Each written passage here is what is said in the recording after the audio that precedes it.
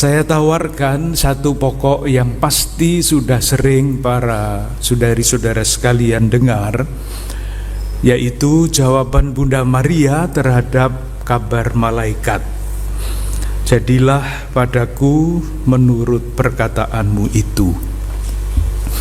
Moga-moga masih ada celah untuk mencoba menemukan hal-hal yang jarang disampaikan ketika kata-kata itu dicoba dijelaskan. Moga-moga. Apakah berhasil apa tidak itu soal lain. Saya membuat suatu catatan yang lengkap sebetulnya mengenai renungan ini. Ada 6 halaman.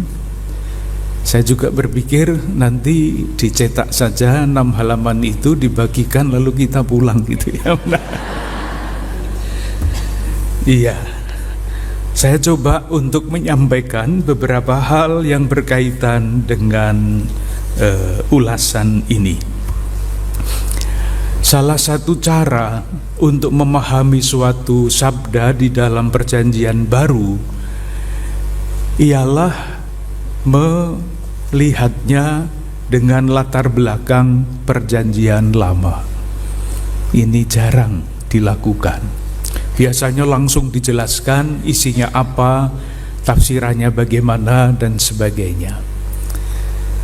Padahal kita semua tahu bahwa ketika penulis-penulis perjanjian baru itu menuliskan tulisannya, yang ada di belakang kepala mereka itu selalu saja ingatan-ingatan akan perjanjian lama. Saya mengambil contoh, itu tidak ada di dalam catatan. Contoh saja.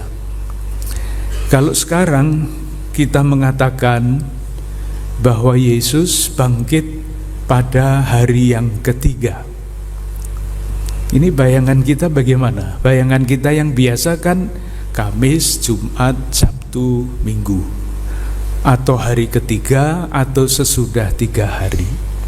Jadi pikiran kita itu ya temporal, 3 hari, hari pertama, kedua, ketiga, dan hari Minggu. Apakah seperti itu maksudnya? Moga-moga saya tidak menggoncangkan iman umat kalau saya mencoba menjelaskan, mencarinya di dalam perjanjian lama. Sekedar tanda kurung, salah satu cara memahami ayat-ayat perjanjian baru melihat perjanjian lama. Contohnya, lalu nanti kita terapkan pada kasus Bunda Maria. Saya ambil contoh yang tadi, misalnya kita melihat catatan saya hilang ya. Nubuat sengsara Yesus menurut Injil Markus bab 8 ayat 31. Injil Markus bab 8 ayat 31. Bunyinya begini. Kemudian mulailah Yesus mengajarkan kepada mereka bahwa anak manusia harus menanggung banyak penderitaan dan ditolak oleh tua-tua, imam-imam kepala dan ahli-ahli Taurat, lalu dibunuh dan bangkit sesudah 3 hari. Begitu ya teksnya, bunyinya bangkit sesudah 3 hari. Nah, sesudah 3 hari artinya kapan? Hari keempat. Sekarang kita coba lihat Injil Lukas yang isinya sama. Lukas bab 9 ayat 22. Lukas bab 9 ayat 22. Bunyinya begini. Dan Yesus berkata, anak manusia harus menanggung banyak penderitaan, ditolak oleh tua-tua, imam-imam kepala dan ahli-ahli Taurat, lalu dibunuh dan dibangkitkan pada hari ketiga. Beda ya. Nah, yang betul yang mana? Sesudah 3 hari atau pada hari yang ketiga? Kan beda itu. Kalau kita membanding-bandingkan, lalu ini dibaca oleh saudara-saudara kita yang mau menyerang kita, lihat Injilnya ngawur itu. Yang satu bilang begini, yang satu bilang begitu. Yang betul yang mana? Tidak bisa dipercaya Injilnya orang-orang Kristiani itu. Itu kan yang sering kita dengar dari saudara-saudara kita. Nah, itu tentu tuduhan yang bodoh. Biasanya orang bodoh itu kan banyak bicaranya ya. Nanti jadi kalau saya banyak bicara nanti dikiranya bodoh.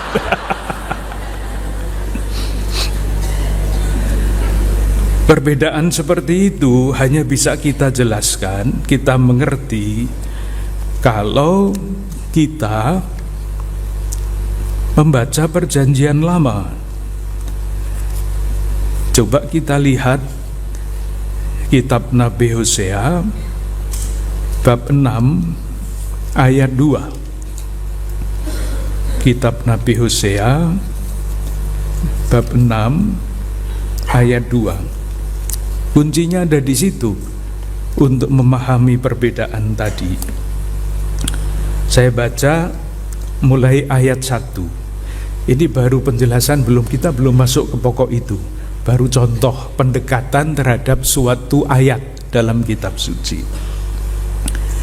Mari kita akan berbalik kepada Tuhan, sebab Dialah yang telah menerkam dan yang akan menyembuhkan kita, yang telah memukul dan yang akan membalut kita. Nah, sekarang Ia akan menghidupkan kita sesudah 2 hari, dan pada hari yang ketiga Ia akan membangkitkan kita.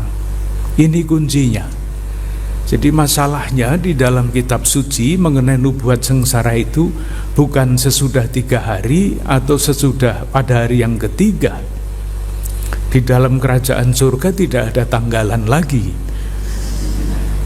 Yang mau dikatakan adalah kepastian. Dan kepastian itu selalu menyangkut kata 3, dibangkitkan pada hari yang ketiga.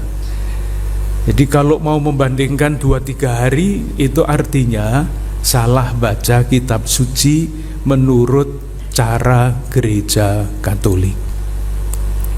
Nah, sekarang kita coba lihat apakah kata-kata Bunda Maria, "Aku ini hamba Tuhan," itu dapat kita cari latar belakangnya di dalam kitab suci. Kesimpulannya dulu, baru nanti jalannya supaya gampang dipahami. Kalau Bunda Maria mengatakan, "Aku ini hamba Tuhan," aku ini hamba Tuhan, dengan latar belakang kitab suci Perjanjian Lama, aku ini hamba, itu artinya apa? Apakah aku itu hanya Maria sendiri? Atau sebetulnya di dalam kitab suci Perjanjian Lama, yang namanya aku itu bisa berarti banyak. Nah, di dalam catatan yang saya berikan, itu kesimpulan dari penelusuran membaca Perjanjian Lama, Perjanjian Baru dengan Perjanjian Lama. Pada kata aku tersimpan kesadaran rangkap 3. Jadi aku itu siapa? Ada 3 jawabannya. Jawaban yang pertama, yang paling mudah tentu, aku itu ya Bunda Maria sendiri. Itu paling jelas. Dari mana itu disimpulkan? Kesadaran diri Bunda Maria. Silahkan melihat kitab Nabi Yesaya bab 42 ayat 1. Kitab Nabi Yesaya bab 42 ayat 1. Jadi silahkan melihat perbandingan kalimatnya. Kalau didengarkan itu mirip-mirip. Bunda Maria mengatakan, "Aku ini hamba Tuhan." Itu ya. Di dalam kitab Nabi Yesaya bab 42 ayat 1, lihat itu hambaku yang kupegang, orang pilihanku yang kepadanya aku berkenan.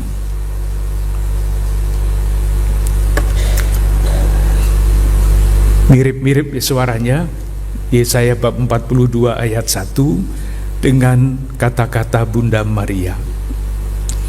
Jadi dengan demikian, dalam jawaban Bunda Maria itu terungkap kesadaran diri Bunda Maria dalam relasi pribadinya dengan Tuhan.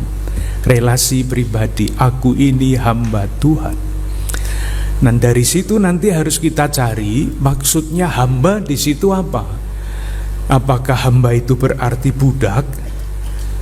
Seperti orang-orang Israel yang diperbudak di Mesir. Maka dipilih dengan sengaja dalam bahasa Indonesia yang dipakai adalah kata hamba, bukan budak. Karena hamba mempunyai arti yang sangat berbeda dibandingkan dengan budak dalam arti yang biasa. Masih ditambah bab 42 ayat 1 bagian yang berikutnya. Aku telah menaruh rohku ke atasnya. Bicara tentang roh. Kita masih ingat dalam kabar dalam kata-kata malaikat kepada Bunda Maria, malaikat juga menyebut roh. Roh Kudus akan turun atasmu. Jadi mirip kepada Bunda Maria. Bunda Maria mengatakan, aku ini hamba Tuhan. Bab 42 ayat 1 bagian awal. Lalu Roh Kudus akan turun atasmu ada di dalam Yesaya bab 42. Bab 42 ayat 1b. Aku telah menaruh rohku ke atasnya. Dengan kata lain, nah ini yang loncatan yang mungkin tidak mudah dipahami.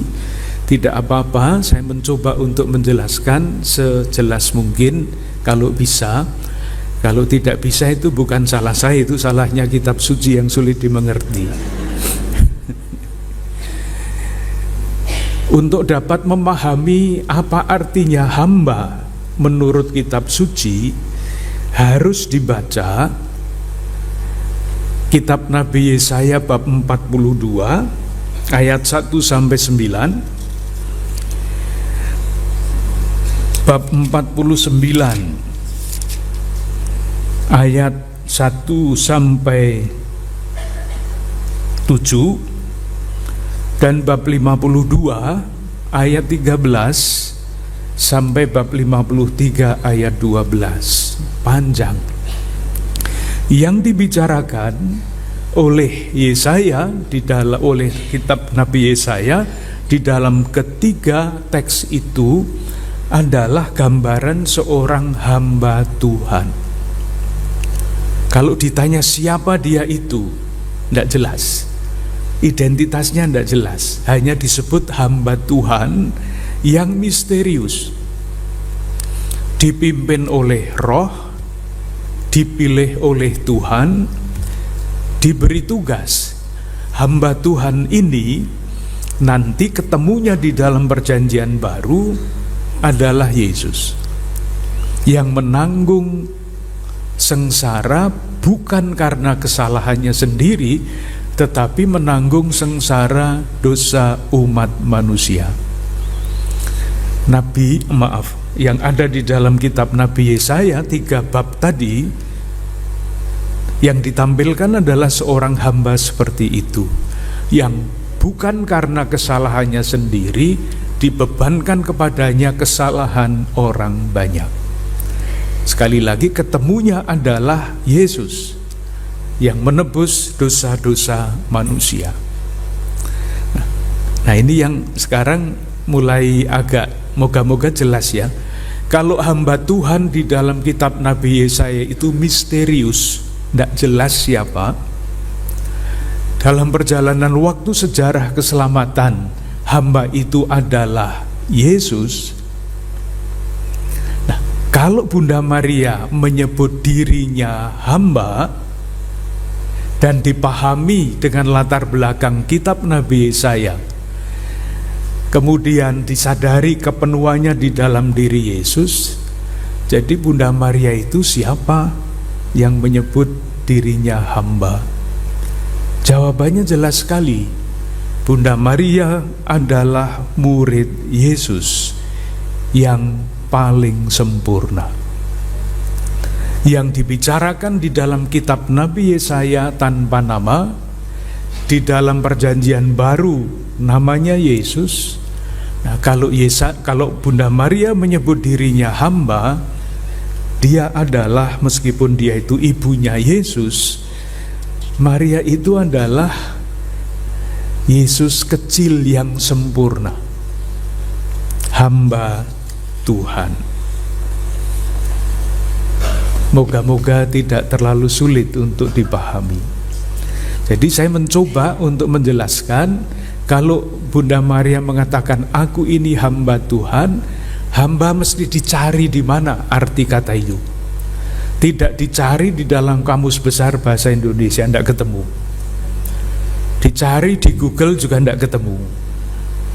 Dicarinya di dalam api karunia Tuhan, baru ketemu. Moga-moga ketemu maksud saya. Itu yang pertama. Jadi kesadaran tadi kan rangkap 3. Aku ini hamba Tuhan. Kesadaran pertama adalah relasi Bunda Maria dengan Tuhan, relasi pribadi. Ada kesadaran rangkap 3. Sekarang yang kedua, saya ingin membaca kitab Nabi Yesaya lagi, bab 41 ayat 8 sampai 10. Yesaya bab 41 ayat 8 sampai 10. Kesimpulannya dulu supaya jelas. Bunda Maria itu adalah wakil bagian dari umat terpilih, umat pilihan, umat Allah perjanjian lama. Tadi kan satu mewakili pribadinya, sekarang Bunda Maria mewakili umat Allah perjanjian lama. Kita baca bab 41 ayat 8 sampai 10. Tetapi engkau, hai Israel, Israel itu bangsa, hambaku. Jadi sebutan hamba tidak hanya untuk Maria pribadi, tetapi untuk seluruh bangsa Israel. Hai Israel, hambaku. Hai Yakub yang telah kupilih, keturunan Abraham yang kukasihi.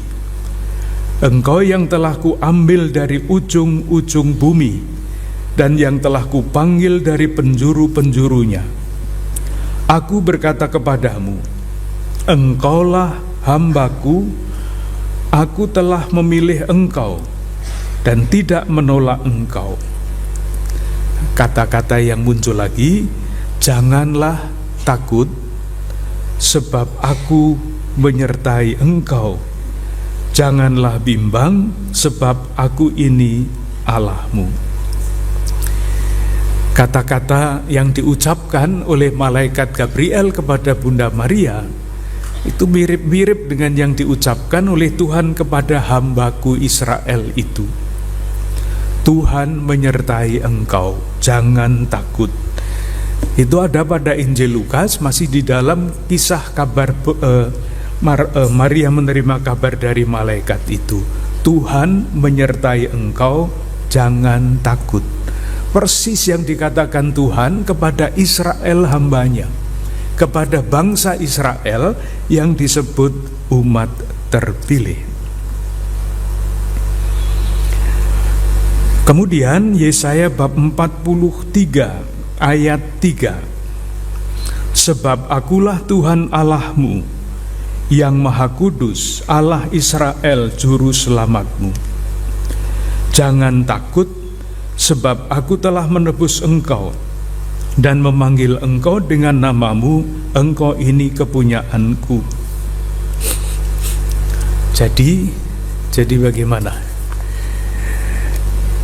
Kalau Bunda Maria mengatakan aku ini hamba Tuhan, selain dia menyatakan kesadaran diri sebagai hamba, dia menyatakan saya ini wakil dari umat Allah perjanjian lama. Nah, ini membutuhkan satu penjelasan yang moga-moga tidak menambah beban pikiran. Moga-moga menjelaskan bagaimana mungkin Bunda Maria itu menjadi wakil dari bangsa Israel. Kok bisa? Alasannya apa?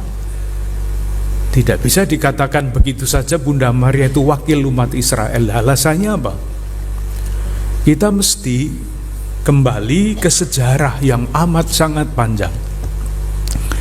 Sejarahnya mulai dari abad ke-6 sebelum Masehi. Nah, kalau kita jelaskan sekarang ini sudah abad 21. Ini panjang sekali nanti 26 abad penjelasannya. Tapi kira-kira begini, singkatnya begini. Kita semua tahu, sudah kita bicarakan di dalam seri yang panjang zaman dulu, pada suatu titik umat Allah perjanjian lama itu hancur-hancuran. Masih ingat kalau yang mengikuti sejak awal masa pandemi dulu, hancur-hancuran. Raja Daud itu puncak kejayaan. Salomo yang disebut raja yang paling bijaksana itu rasa-rasanya tidak begitu bijaksana. Karena sesudah dia mencapai puncak, dia selesai sebagai raja, kerajaan pecah menjadi dua. Kerajaan utara dan kerajaan selatan, itu sejarah. Seandainya Salomo itu sungguh bijaksana, pasti tidak akan pecah. Tetapi nyatanya pecah. Kerajaan utara yang disebut kerajaan Israel itu hancur, habis, hilang pada tahun 721 sebelum Masehi. Kerajaan selatan terus, kalau membaca kitab raja-raja, referennya adalah raja ini melakukan kejahatan seperti nenek moyangnya. Referennya seperti itu. Jadi referennya bukan haleluya, haleluya, tetapi referennya itu Raja A melakukan segala macam kejahatan seperti nenek moyangnya. Nanti dibaca. Akhirnya hancur pada tahun 587 Masehi, sebelum Masehi, mereka dibuang ke negeri penjajahnya di Babilonia, 537. Nah, ceritanya begini, umat Allah perjanjian lama yang dibuang menjalani pembuangan selama 50 tahun. Apa yang terjadi selama 50 tahun hidup di negeri asing? Ada macam-macam sikap. Sikap yang pertama, menurut paham zaman itu ya, sulit dipahami dengan cara berpikir kita, maka kita menyesuaikan diri dengan cara berpikir mereka. Dulu kalau dua bangsa berperang, itu yang berperang dewa-dewa yang mereka percaya itu. Nah, ternyata Yahweh, Allahnya orang Israel itu kalah dengan dewanya orang Babilonia. Kalah perang. Oleh karena itu sekelompok orang Israel, bangsa terpilih itu berpikir, untuk apa lagi mengikuti Yahweh? Yang menjadi Allah kita kalah perang dengan Allahnya, dengan dewa-dewinya orang Babilonia. Mereka mengikuti agama asli di Babilonia. Satu.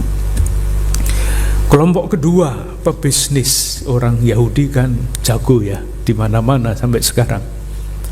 Selama 50 tahun mereka tidak tinggal diam saja sebagai orang buangan. Ada yang menjadi pedagang besar, ada yang menjadi bupati, ada yang menjadi wakil bupati tanpa pilkada. Nanti nyoblos yang siapa ini? Tanya Romo Ulun. Kok sampai omong kayak gitu ya? Iya.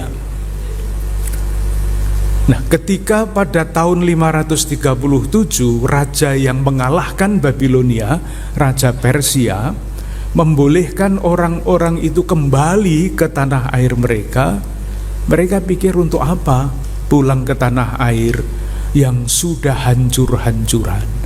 Padahal di situ mereka menjadi pedagang besar, menjadi kepala daerah dan sebagainya. Mereka tetap tidak mau. Hanya sekelompok kecil orang-orang yang boleh dikatakan masih tetap mempunyai idealisme, percaya kepada janji Allah yang akan memberikan tanah air yang abadi, yang telah memilih mereka dan mereka tidak akan pernah dikecewakan.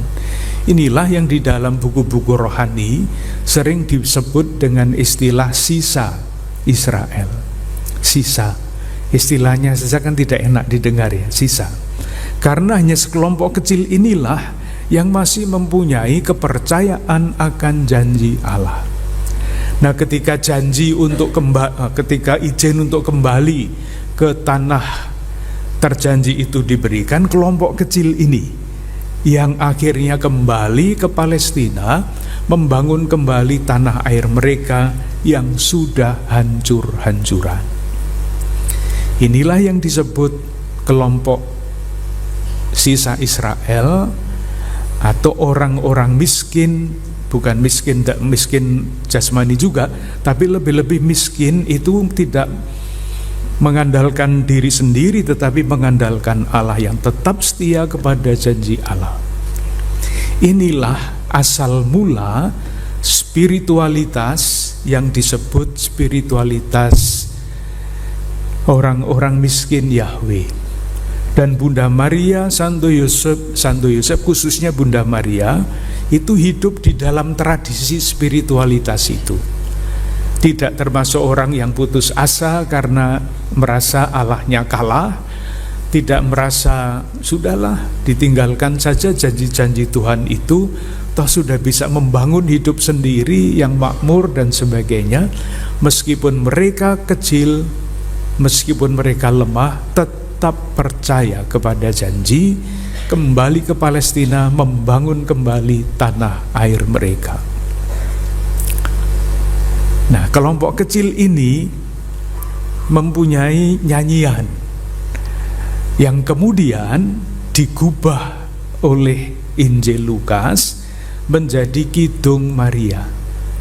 Kidung Maria itu bukan karangannya Bunda Maria, pasti bukan. Karena apa? Karena kidung itu sudah dinyanyikan oleh Hana, ibunya Samuel. Bukan Samuel Pangestu, tentu saja. Samuel tokoh di dalam perjanjian lama.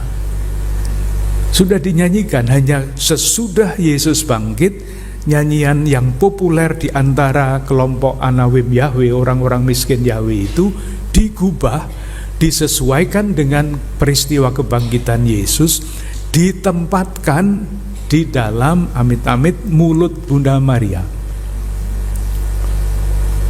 Karena apa? Karena Bunda Maria itu yang menurut gereja awal diwakili oleh Lukas penulis Injil, mewakili semangat dan watak kelompok sisa Israel itu.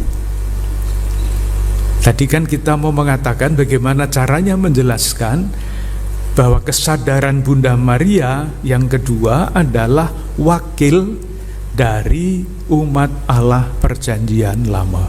Jalannya seperti itu. Jadi karena Bunda Maria hidup mewarisi spiritualitas yang bertumbuh di lingkungan umat Allah perjanjian lama yang sudah dimurnikan lewat peristiwa pembuangan yang lamanya 50 tahun itu, tetap percaya kepada janji. Seperti kita mempunyai lagu-lagu populer kan, Bapak Kami, Bapak Kaminya Putut atau Mas Toto, semuanya ikut menyanyi. Kalau Bapak Kaminya yang lain kan yang nyanyi kur ya, karena belum begitu populer. Ini semua ikut menyanyi.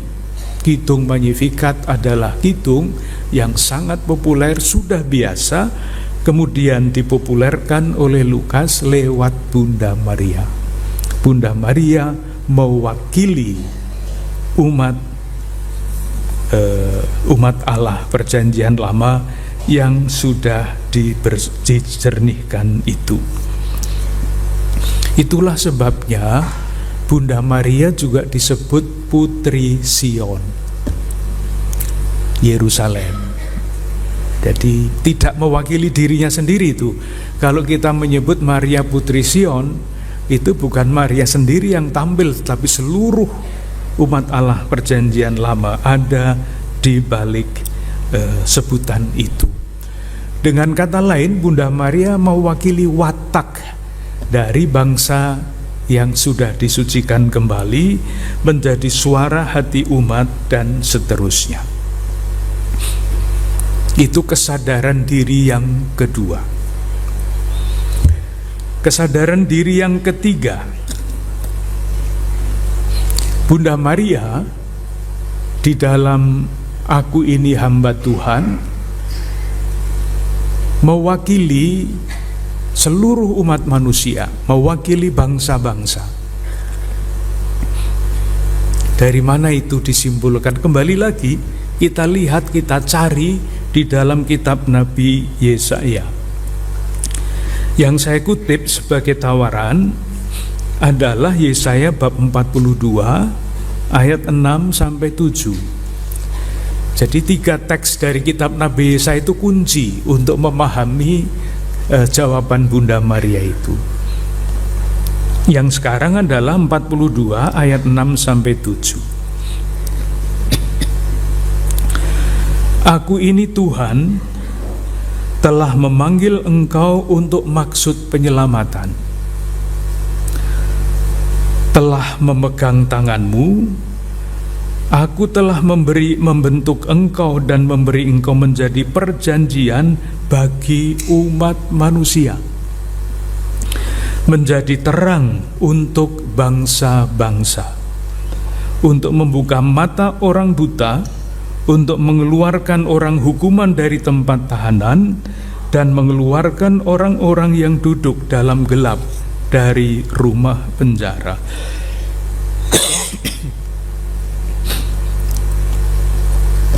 Teks yang ketiga dari Yesaya 53 ayat 11 sampai 12.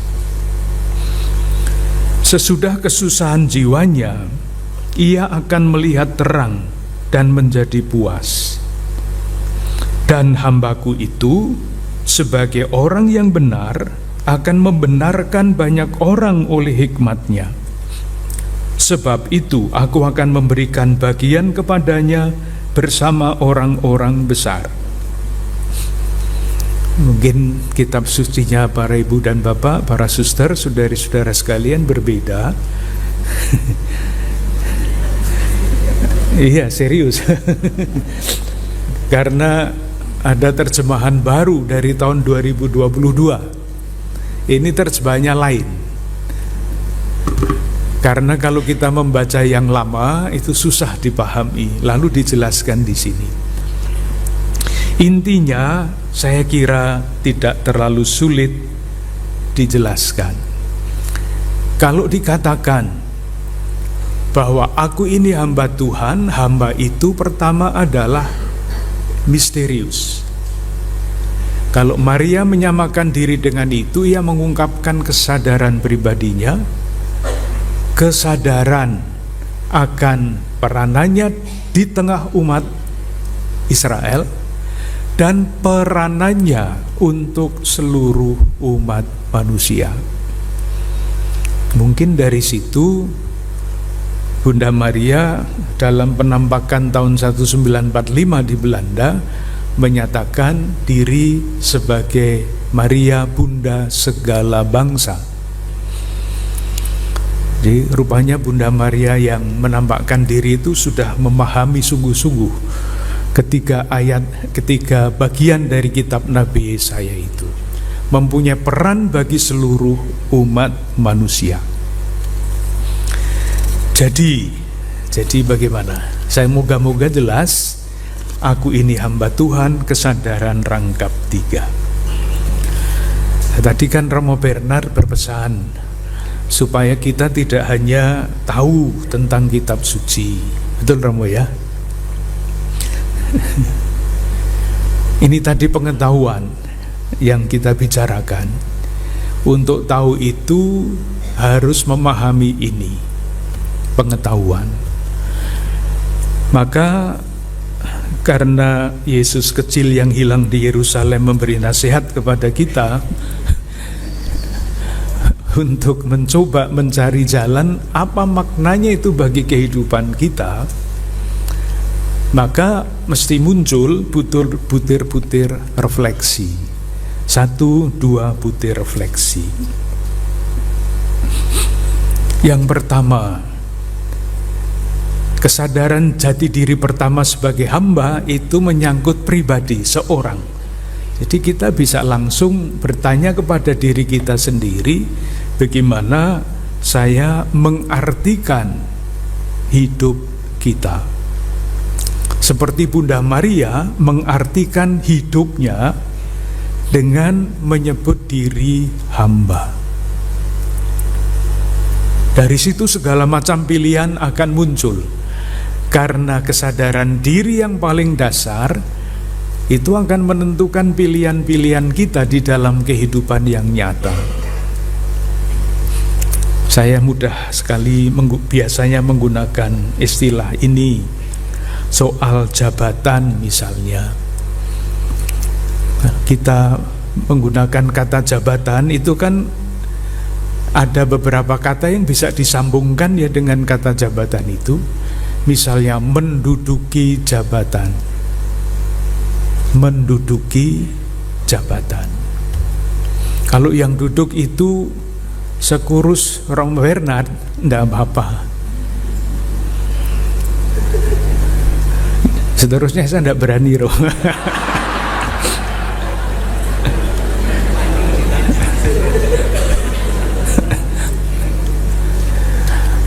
Kata yang lain yang disambungkan dengan jabatan adalah memangku jabatan. Di faham kita mengenai jabatan itu seperti apa, diduduki atau dipangku, itu akan sangat menentukan cara kita menjalankan jabatan itu. Saya kira tidak terlalu sulit untuk menjelaskan hal-hal sesederhana seperti itu. Tentu kesadaran Bunda Maria menjadi sebagai hamba itu dilandaskan pada suatu kesadaran dasar yang sangat mendalam, yaitu ketergantungannya kepada Allah. Hamba itu seperti apapun tergantung kepada tuannya. Semangatnya bisa berbeda, tetapi hamba selalu tergantung pada tuannya. Nah, itulah yang di dalam beberapa pertemuan Abdi Karunia Tuhan secara yang hari Seninan itu, saya beberapa kali mengutip keyakinan dasar itu yang diterjemahkan di dalam latihan rohani Santo Ignatius nomor 23 yang disebut asas dan dasar.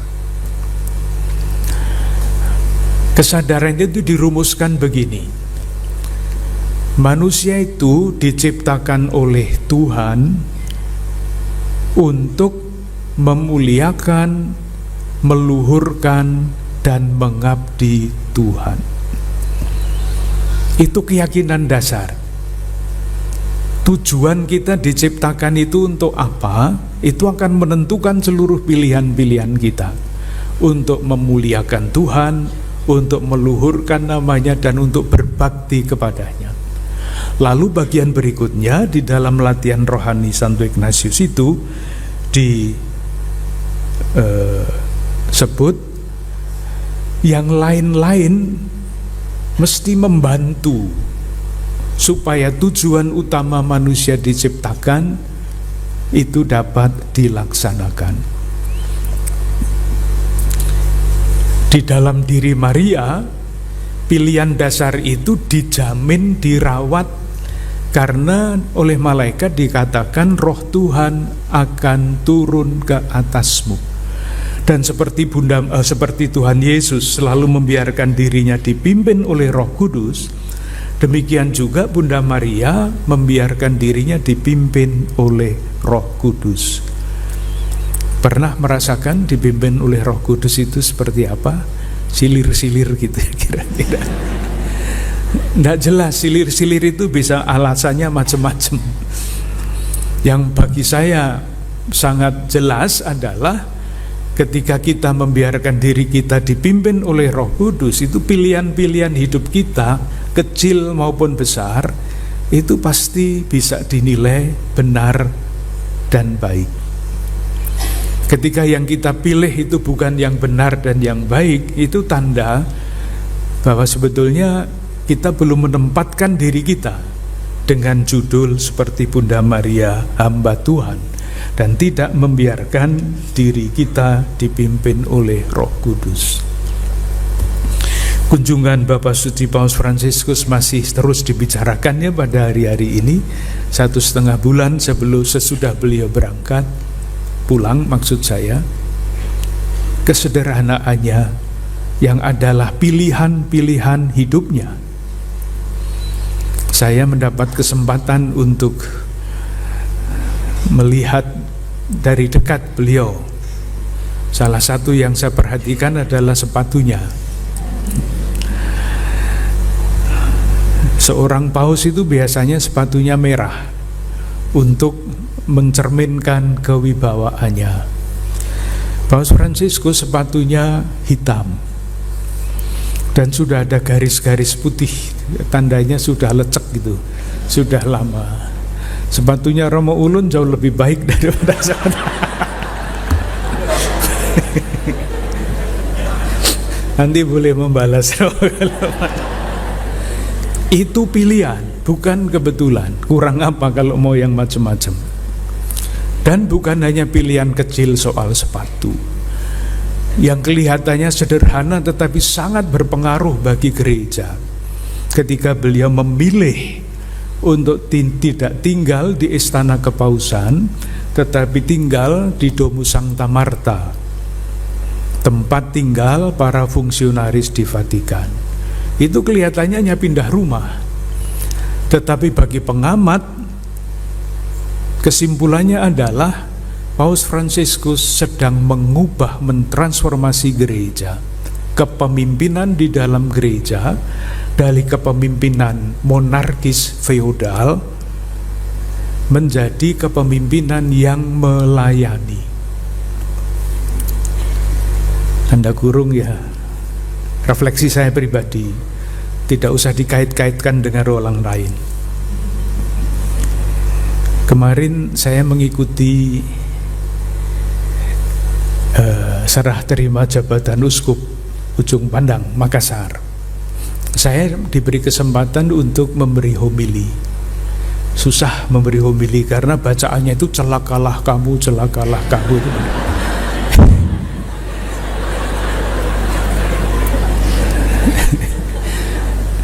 Pergantian kepemimpinan di gereja, bacaan Injilnya itu. Tapi saya mengambil yang lain akhirnya dari bacaan yang pertama. Saya mengatakan begini, uskup itu artinya apa? Uskup itu artinya penilik, yang tugas utamanya adalah mengunjungi umat. Lah kok dipanggil Monsinyur? Saya tidak pernah menyebut diri saya Monsinyur, tidak pernah. Karena saya tahu artinya apa itu.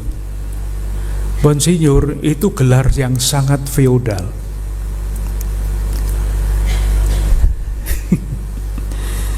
Monseigneur bahasa Prancis, Monsignore bahasa Itali, itu artinya tuanku. Saya tidak senang dipanggil tuanku. Maka jangan panggil saya dengan nama Monsinyur. Panggil saya dengan Romo, dengan Bapak Uskup, Tapi tolong jangan memakai Monsinyur. Saya tidak suka dipanggil Monsinyur. Pilihan. Tidak salah karena memang gelar itu diberikan, tapi saya tidak nyaman dengan istilah itu. Karena saya tahu artinya. Nanti kalau saya membiarkan diri saya dipanggil Monsinyur, itu nanti gaya saya ya seperti bupati, seperti kemana-mana minta dilayani dan sebagainya. Enggak. Ya kemarin saya cerita tentang itu. Lalu sesudah misa itu ada seorang bapak senior yang ikut misa dalam kursi roda. Bapak uskup, setua-tua sampai sekarang kok saya belum pernah ya dengar arti uskup itu apa. Ternyata uskup itu penilik. Syukur bahwa ada satu yang mendengarkan sekurang-kurangnya. Itu mengenai kesadaran diri. Yang kedua, kesadaran sebagai bagian dari suatu keseluruhan. Hamba itu adalah Israel sebagai bangsa. Mau tidak mau kita itu mempunyai hubungan dengan umat Allah Perjanjian Lama. Karena iman kita kalau ditelusuri itu akhirnya bermuara pada iman Abraham. Dan Abraham itu adalah bapa orang-orang Yahudi, orang-orang Islam, orang-orang Kristiani. Kita mesti mempunyai hubungan dengan itu. Maka pertanyaannya adalah bagaimana kita menghayati kesadaran kita bahwa kita itu percaya tidak atas nama diri kita sendiri, tetapi kita percaya dalam satu komunitas yang disebut komunitas orang beriman. Gereja sekarang yang mempunyai hubungan dengan zaman dulu itu juga mesti belajar dari sejarah umat Allah Perjanjian Lama. Dulu umat Allah Perjanjian Lama masuk di dalam krisis besar. Ketika kalah perang dibuang ke Babilonia. Gereja kita itu juga mengalami krisis. Kalau di Jakarta mungkin tidak ya. Tetapi coba lihat di Belanda sana. Gereja-gereja yang dulu megah-megah menjadi restoran. Gereja-gereja yang begitu indah yang datang ke dalamnya tidak banyak. Saya ingat suatu ketika saya ikut misa di pusat Vatikan. Gerejanya bagus sekali. Hari waktu itu Pentakosta, kan pesta besar. Saya ikut misa yang datang sekitar 20 orang. Padahal gereja itu ya lebih besar daripada ruangan ini. Dan ketika saya melihat kolektenya kolektor saya paling besar waktu itu. Seperti itu, krisis. Maka kita mesti belajar apa yang membuat gereja kita masuk ke dalam krisis seperti itu. Seperti dulu umat Allah Perjanjian Lama. Moga-moga kita tidak sampai mengalami krisis seperti itu. Dari situlah misalnya kita mengenal kita pun mempunyai panggilan kenabian. Misalnya nabi-nabi itu ada di dalam kitab suci Perjanjian Lama, dan kita belajar, kita umat Kristiani, umat Katolik menjalankan peranan kenabian dalam tanda kurung karena sudah terlanjur omong ya. Kenabian, apa maksudnya peranan kenabian? Kapan nabi-nabi itu muncul di dalam sejarah bangsa Israel? Kalau saya bilang bangsa Israel itu bukan yang sedang berperang sekarang, tapi zaman dulu Israel menurut kitab suci. Kita semua tahu sejarahnya. Mereka mulai dari padang gurun, masuk tanah terjanji, makmur di situ, minta supaya diangkat raja, maka menjadi kerajaan. Sudah diingatkan oleh Samuel bahwa jangan kamu minta raja, karena itu berarti mengkhianati Tuhan. tetapi mereka tetap mau minta raja. Akhirnya raja-raja itu ketika mulai mereka taat bagus-bagus, tetapi ketika sampai puncak kejayaan mereka lupa. Nah, pada waktu itulah nabi-nabi muncul. Jadi peranan nabi adalah mengkritik institusi. Waktu itu kerajaan yang dibangun, yang dijalankan tidak sesuai dengan apa yang dikehendaki oleh Tuhan. Nah, sekarang kalau gereja mempunyai peran kenabian, gereja harus bicara. Dan itulah yang dilakukan oleh Romo Adi dan teman-teman, misalnya mengadakan Hari Anak Keuskupan Agung Jakarta. Itu bisa dibaca sebagai seorang nabi yang membaca tanda-tanda zaman ketika anak-anak banyak yang mengalami kekerasan, ketika anak-anak banyak yang ditelantarkan. Mari kita perhatikan anak-anak kita. Itu peranan kenabian itu seperti itu. Jadi jangan dibayangkan nabi itu meramalkan masa depan. Namanya dukun, itu bukan nabi. Nabi itu adalah seorang yang selalu dekat dengan Tuhan. Itu watak pertama. Watak kedua, seorang nabi adalah pribadi yang terlibat dengan nasib bangsanya. Jadi dengan kedekatan dengan Tuhan, ia melihat kehendak Tuhan dan kemudian berbicara terhadap realitas bangsanya yang dilihat dengan kacamata Tuhan. Jadi tidak usah jauh-jauh nabi-nabi yang besar-besar, enggak. Romo Mangun itu sekarang sedang ditampilkan kembali sebagai contoh suara kenabian pada zamannya. Seorang imam, Mangun Wijaya, yang karena melihat waktu itu masyarakat digusur oleh pemerintah, mogok makan, dan seterusnya. Peranan kenabian itu menyatakan kehendak Tuhan, menyatakan kebenaran di tengah-tengah institusi yang tidak adil.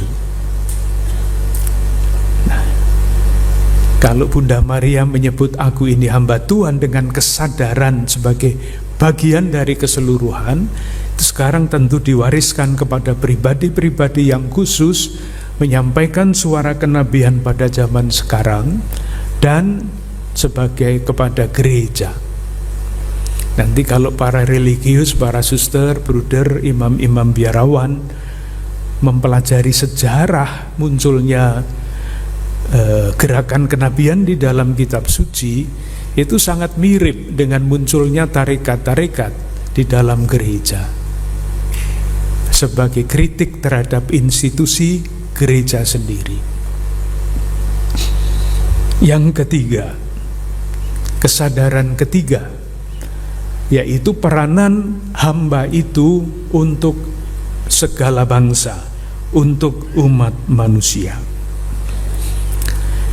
Nah, kalau tadi dikatakan di dalam kitab Nabi Yesaya yang namanya hamba Yahweh itu akan menjadi terang bagi bangsa-bangsa.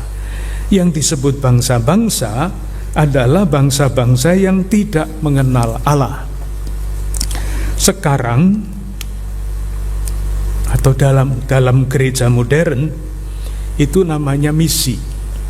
Misi itu ditujukan kepada saudari-saudara kita yang belum mengenal Kristus. Misi keluar. Sekarang ini ada banyak diskusi di dalam gereja. Misi bulan Oktober itu adalah bulan misi misalnya. Tetapi Bunda Marianya kalau mengikuti doa Rosario Misioner itu tidak disebut Bunda misi. Enggak. Bunda evangelisasi, Bunda segala bangsa.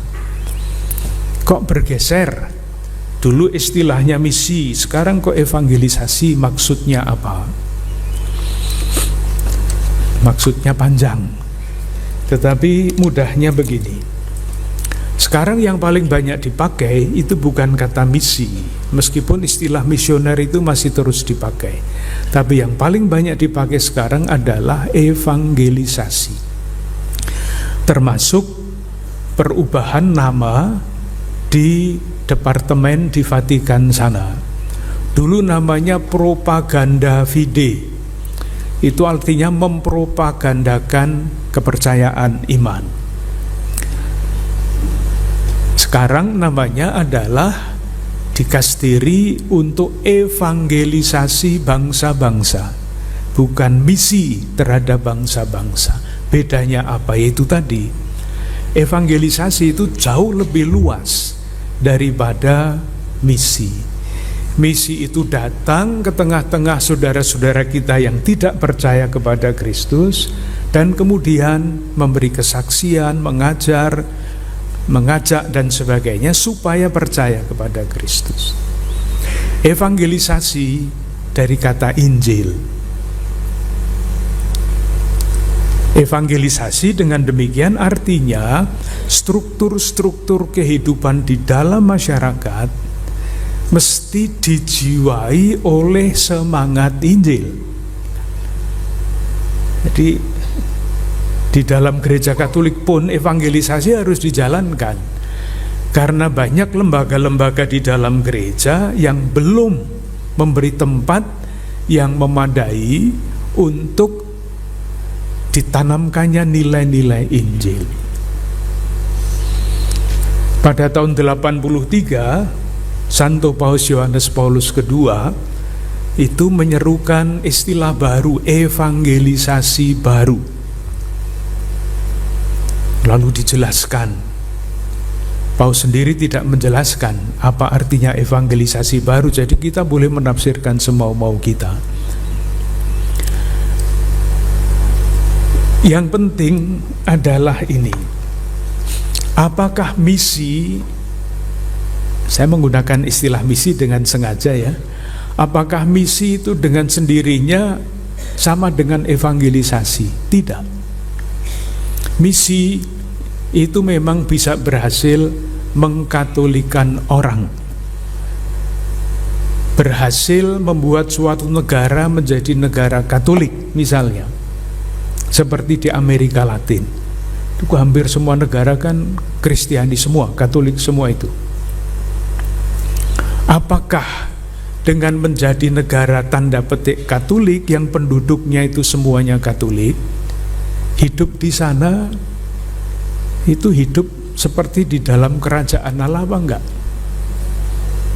Di sana ada diktator, ada penculikan, ada segala macam kejahatan, narkoba dan sebagainya. Itu artinya misi tidak berhasil menanamkan nilai-nilai Injil ke dalam hati orang, ke dalam suatu budaya, ke dalam suatu bangsa.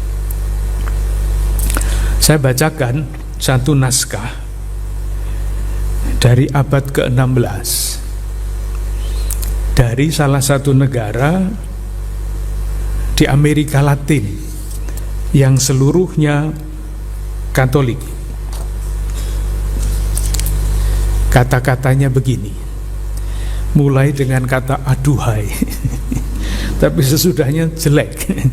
Kalau aduhai itu kan mestinya bagus ya, tapi enggak. Marilah kita bersedih hati karena mereka telah datang. Mereka itu para misionaris. Mereka telah datang untuk mengkristenkan kita. Mengkristenkan. Orang-orang Kristen itu datang kemari dengan membawa Allah yang benar. Tetapi itulah awal kesengsaraan kita, awal upeti, awal dana, penyebab kekacauan yang tersamar, awal pertempuran dengan api, awal kebohongan. Mereka telah mengajarkan ketakutan kepada kita. Mereka datang untuk membuat bunga-bunga kita layu, untuk melestarikan bunga mereka. Mereka telah menghisap dan menelan bunga kita. Itu abad ke-16. Hasil dari misi di Amerika Latin. Misionaris datang membawa Allah yang benar, tapi tidak membawa kabar gembira. Sehingga struktur negara di sana menjadi struktur yang seperti sering kita baca pada hari-hari ini sampai hari ini. Contoh lain,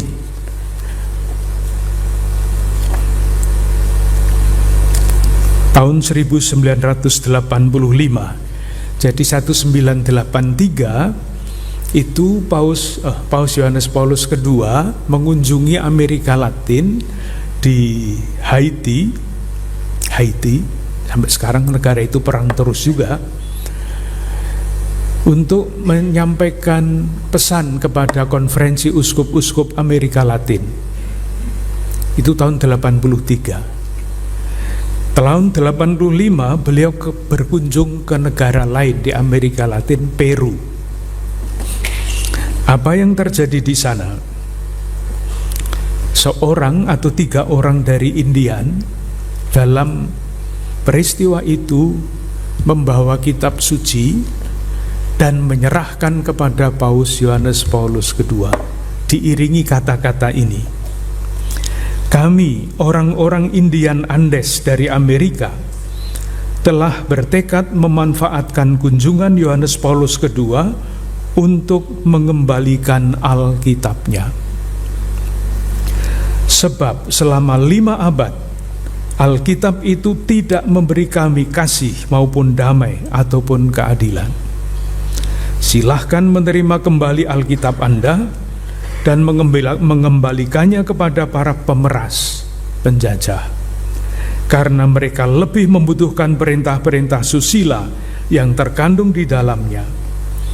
Sesungguhnya dengan kedatangan Christophorus Columbus, di Amerika dipaksakan suatu kebudayaan, suatu bahasa, dan suatu agama dan nilai-nilai yang cocok hanya untuk Eropa. Mengerikan. Nah, kita semua menyebut Bunda Maria itu Bunda Evangelisasi yang didoakan setiap hari pada bulan misi. Jadi kita pilih ya yang Bunda Evangelisasi. Karena di dalam diri Maria, kecuali Maria adalah Bunda segala bangsa seperti dikatakan di dalam kitab Nabi Yesaya bab 53, Bunda Maria jauh lebih cocok diberi gelar atau mendapat gelar Bunda Evangelisasi daripada Bunda Misi, kalau dibaca dengan latar belakang tadi. Misi bisa mengkatolikan orang tetapi tidak mewartakan tahun rahmat atau kerajaan Allah. Strukturnya tetap tidak adil, perdagangannya tetap tidak adil, pemerintahannya juga tidak sesuai dengan yang diharapkan. Nah, moga-moga kesadaran rangkap 3 Bunda Maria itu mendorong kita untuk berusaha memasukkan nilai-nilai Injil di dalam kehidupan keluarga, kehidupan paroki, dimanapun kita berada. Itu bagian yang pertama. Jadi bagaimana tadi? Saya ngomong apa ini?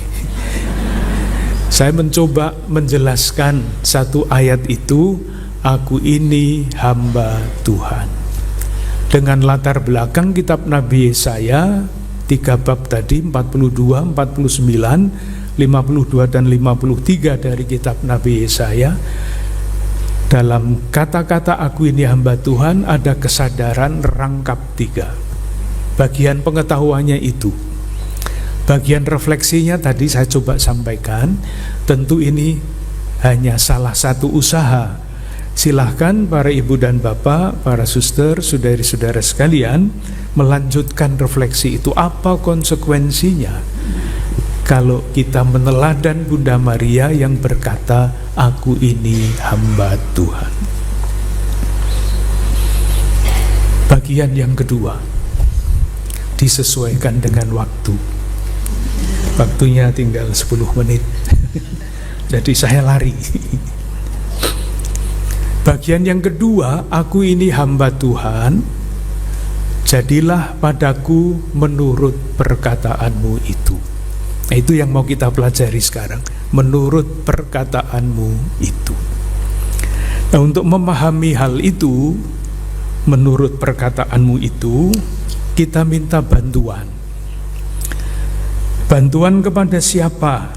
Bantuan kepada Rasul Paulus. Sudah minta izin tadi malam saya.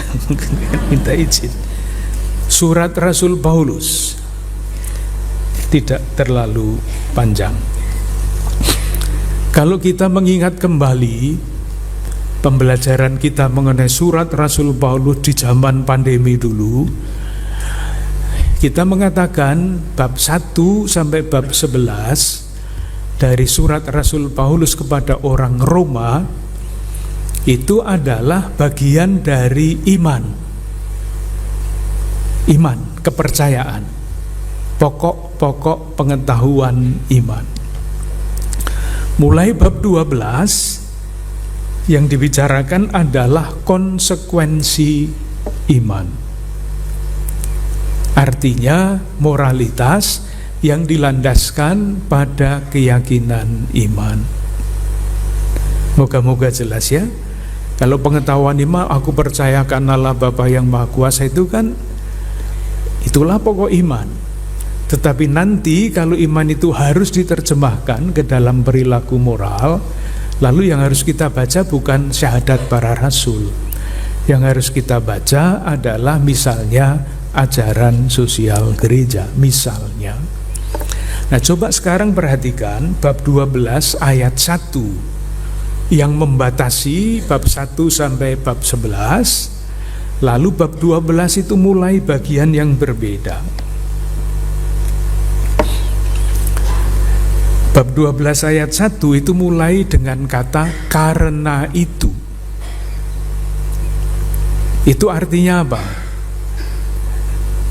Kalau dibahasakan dengan bahasa sederhana, saudara-saudara, sesudah kita bicara panjang bab 11 bab tentang pokok-pokok iman, sekarang kita akan mulai bicara dengan perilaku yang sesuai dengan pokok-pokok iman itu. Karena itu, nah mulai. Itulah yang dikatakan pada bab 12 ayat 1. Karena itu, saudara-saudara, demi kemurahan Allah, aku menasihati kamu, supaya kamu mempersembahkan tubuhmu sebagai persembahan yang hidup, yang kudus, dan yang berkenan kepada Allah. Itu adalah ibadahmu yang sejati. Nah, dengan cara itu, Paulus kemudian meringkas ajaran-ajaran mengenai moral Kristiani.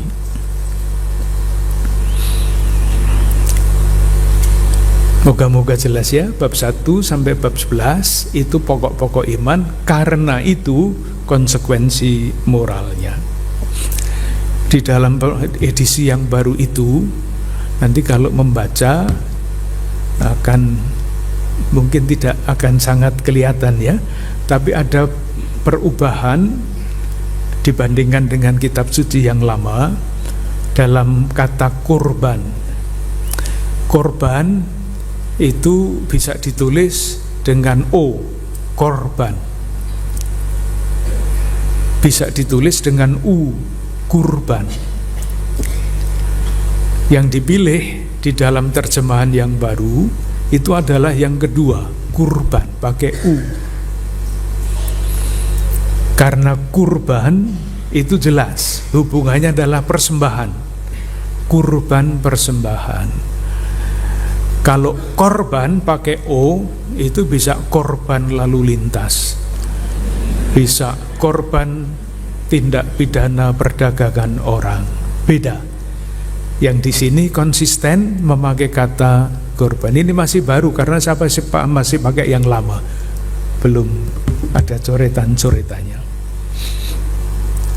Kemudian dilanjutkan pesan moralnya itu secara sangat ringkas pada bab 12 ayat 2. Janganlah kamu menjadi serupa dengan dunia ini, tetapi berubahlah oleh pembaharuan hidupmu, sehingga dapat membedakan manakah kehendak Allah, apa yang baik dan yang berkenan kepada Allah dan yang sempurna. Itu ringkasan dari nasihat moral. Nah, bagian kedua dari jawaban Bunda Maria, jadilah padaku menurut perkataanmu, itu adalah bagian sikap-sikap hidup Maria yang boleh disebut, boleh tidak harus, pesan-pesan moral Bunda Maria bagi kita yang terumus di dalam jawaban ya, aku ini hamba Tuhan, jadilah padaku menurut perkataanmu itu. Mungkin bagaimana ya, karena waktunya tinggal 2 menit, mau menjelaskan apa 2 menit itu. Begini saja mudahnya.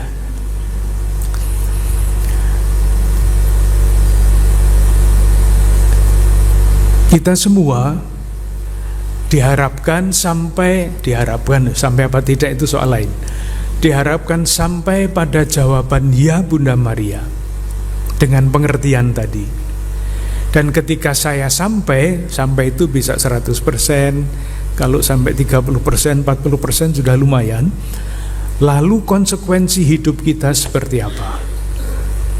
Bunda Maria secara total berdasarkan kesadaran dirinya membangun hidup yang semakin serupa dengan Kristus. Jadi ianya Bunda Maria, ini mungkin sulit dirumuskan ya, ianya Bunda Maria itu sebetulnya adalah antisipasi dari ianya Kristus. Kristus kan taat sampai mati. Itu ianya Yesus Kristus. Bukan kehendakku, tetapi kehendakmu lah yang terjadi. Itu kan baru sesudah Yesus di menjelang wafatnya. Bunda Maria sudah melakukan itu jauh sebelum Yesus, yaitu ketika dia menerima, Bunda Maria menerima kabar dari malaikat Tuhan itu dengan jawaban, aku ini hamba Tuhan, jadilah padaku menurut perkataanmu. Antisipasi istilahnya. Moga-moga jelas. Jadi yang diiyakan oleh Kristus sudah Maria lebih dahulu melakukan itu. Itulah landasan moral Kristiani. Namanya pilihan dasar, optio fundamentalis. Nah, ketika kita mempunyai pilihan dasar, pilihan-pilihan selanjutnya yang kecil-kecil itu akan mengacu pada pilihan dasar ini. Moga-moga saya tidak berputar-putar, tapi saya menggunakan bantuan yang biasa saya pakai. Di dalam bahasa Indonesia ada 3 kata yang akar katanya sama. Akar katanya bahasa Arab. Khalik, makhluk, akhlak. Betul ya? Itu kan dengarannya kan mirip-mirip ya. Khalik, makhluk, akhlak. Khalik itu pencipta, makhluk itu ciptaan, akhlak itu adalah perilaku moral yang baik, akhlak mulia. Intinya ada di situ tuh sebetulnya pilihan dasar itu. Manusia adalah makhluk, maka konsekuensinya kalau manusia itu makhluk dan saya sadar bahwa saya itu adalah makhluk, ya saya mesti memuliakan Tuhan kan, karena saya tergantung pada Sang Khalik ini. Itulah yang dikatakan di dalam latihan rohani Santo Ignatius, manusia diciptakan untuk memuliakan dan meluhurkan Allah dan berbakti kepadanya. Kalau saya sadar jati diri saya adalah makhluk di hadapan Sang Khalik, dengan sendirinya saya akan berusaha untuk hidup dalam akhlak mulia. Kalau dibahasakan dengan cara itu mungkin lebih mudah ya. Ketergantungan kesadaran Bunda Maria itu hamba. Ya sama mirip-mirip lah dengan makhluk hamba yang tergantung pada tuannya. Dan ketika Maria sadar betul bahwa beliau adalah hamba, konsekuensinya ya hamba sesuai dalam konteks itu. Semakin lama semakin membingungkan, apalagi sudah semakin siang. Terakhir, untuk menjelaskan ini ya, apa yang dilakukan oleh Yesus menjelang perjamuan malam menurut Injil Yohanes, Kamis Putih, membasuh kaki murid-muridnya. Siapa yang biasa menjalankan pembasuhan kaki seperti itu? Hamba, budak. Tidak ada guru membasuh kaki murid, itu tidak ada. Bisa membedakan pembasuhan kaki yang dilakukan oleh budak, itu budaknya itu merasa seperti apa coba? Merasa terpaksa, merasa tidak bisa lain kecuali melakukan itu kan? Kalau enggak nanti enggak dikasih uang bulanannya. Apakah Yesus melakukan pekerjaan membasuh kaki dengan semangat budak? Tidak berani menjawab. Pasti tidak.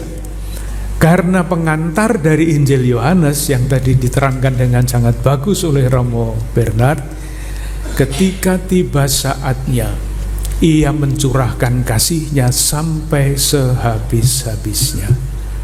Inilah semangat yang ada di dalam diri Yesus ketika menjalankan pekerjaan budak.